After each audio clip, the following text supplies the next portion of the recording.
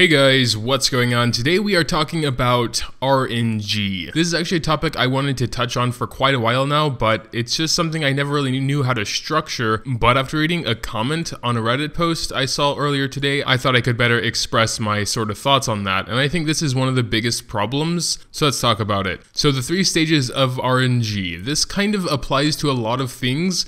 The example I saw was with bingo, actually. And I know bingo is a very low effort, quick, free thing. It's just that this sort of RNG applies here. The first stage of RNG being getting the thing you want. In most people's cases, it would be getting the light dark egg down here. So the RNG about getting all 5 of these dudes down here to match up and get the reward there. The second stage of RNG in this case would be having it a 4-star, because no one really needs natural 3-star light or dark Astromons. They're just not that great. And then of course the third stage of RNG, it being a good natural 4-star light or dark Astromon. And then a bonus sort of stage of RNG is that if it needs a square, it has a square slot. This is actually apparent with opening eggs in general. And of course, you know, that's to be expected. No one is entitled to anything and everything they want.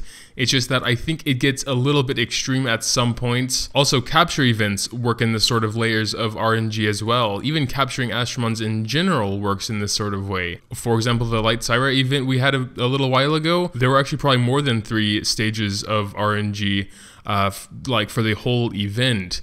So if we're talking about just running story mode and trying to get Light Syras, the first stage of RNG is actually running into one. That in itself takes a long time. They were extremely rare. The second stage of RNG is capturing it. You have a pretty low chance to capture those. Even when there's a capture rate up, you only have a little bit better than a 50-50 shot at capturing it. The third stage of RNG is a little bit of a stretch, but I would say it's time. You know, it's a limited time event. So depending on the first 2 stages of RNG, you could get screwed on the third. And then of course, when we're talking about this specific event, there's a 4th stage, obviously. When you're going to spend 8 of those Light Syras to get a dark one, you have to win the 4th stage of RNG, which is having the dark one have a damn square, or at least decent gem slots, whatever you want. I know I ranted quite a bit about Light Syra already, so I'm just going to keep it at that as just an example. And then we have gem farming, of course, and this is a big part of the game. And again, there are the stages of RNG. You can break one of those stages by choosing which shape to go for, so you'll be guaranteed getting diamonds on B7, squares on B8, and triangles on B9. But there are still many stages of RNG regardless. When you reach the later stages of the game, which you will if you continue to play, you want 6-star gems, pretty much only 6-star gems. They give the best stats, and for your best Astromons, you want those. So the first level of RNG to beat is getting a 6-star gem.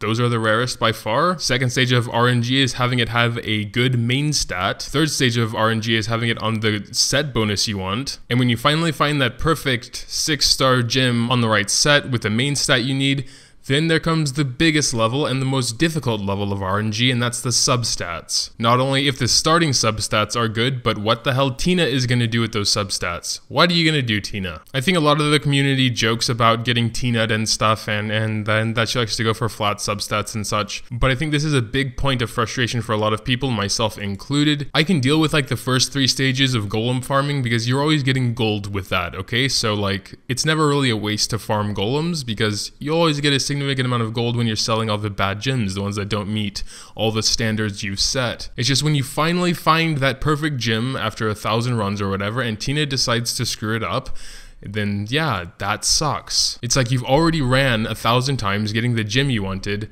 and now you have another stage of RNG to go through. And while summoning from the special shop is like this in a lot of games, it's still worth criticizing because let's just talk about Hero Festival for a second specifically. I mean, of course, normal summoning, you spend 600 Astro Gems and you get 11 Astromons. As far as I know, you're guaranteed a natural 4-star for a 10+1. Not all 4-stars are created equally, and the 4-star you get is RNG and it is random. And then of course there's a natural 5-star. I think the main point of doing Hero Festival for a lot of people is to try and get a natural 5-star so they get another natural 5-star from the hero egg. So the first stage of RNG is even getting a nat 5. Second stage is it being one you actually need. And then the third stage of course is it having the gem shapes you need. Square if possible. If it doesn't need a square, then I guess it doesn't really matter so much. But yeah, as far as summoning goes, it's not really any different than most other games, so I'm not really complaining about that too much, but it is apparent there as well. Even with the new super evolution, there's quite a lot of RNG involved here. but at least this isn't time limited, so you can take all the time you want to farm the things. But yeah, I haven't really messed with it too much, but I know there's a lot of RNG in farming the things you need. Rebirth, I would say, is actually the same thing. You have to sacrifice 5 natural 3 stars to get 1 natural 3 star most of the time, and a low chance at a natural 4 star. They recently implemented a sort of failsafe, so if you do 30 of them, you get a guaranteed natural 4 star out of the light dark egg. But now that there are 4 in the pool and you only, like, say want 1 of them, that's another level of RNG there where you only have a 25% chance of winning it. So don't get me wrong, I like RNG to an extent. I think it makes a game more exciting because that chance of randomness there is nice, you know? But when it's stacked upon layers and levels, like I'm talking about in this video, it can get very exhausting, depressing, frustrating, because knowing to get what you want, you just have to get lucky over and over again, just for one thing, like the Syra event. I farmed my ass off. I know, okay? I've complained about it a lot, but this definitely relates. I farmed my ass off for those light Syras.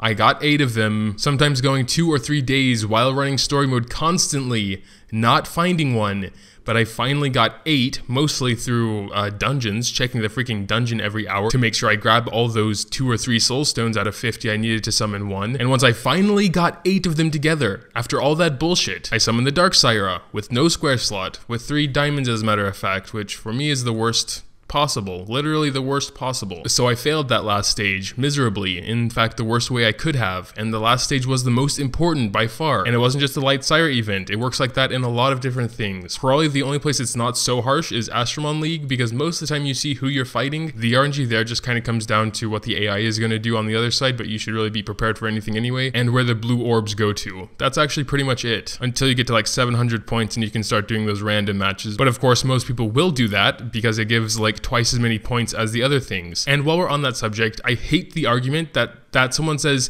oh well, if there's an event you don't like or it's too RNG, don't do it. That's stupid. Why should I limit what I'm doing in a game because of how bad or broken it is? Well, just for me, I'd rather not play the game at all than play half of the game. So when an event comes up for a really cool Astromon, has nice skills like Light Syra did, me personally, I couldn't just be like, oh well, there's too much RNG in here, I'm going to ignore this event and just go on with what I was doing before. Well, I think this video has devolved into sort of rambling.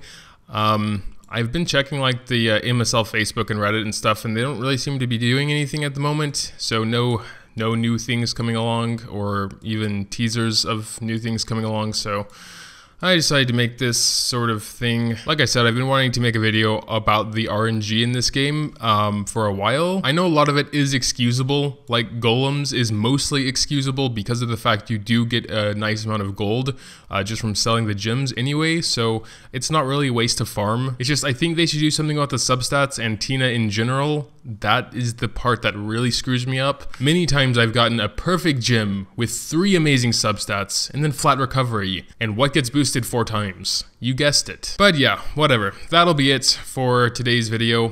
Tell me what you think. This actually is a topic I'm quite passionate about, so if you have any thoughts regarding it, make sure to drop a comment down below. I'd love to read it. Leaving a like would also be greatly appreciated if you did happen to enjoy. Thanks, as always, for watching, and until next time.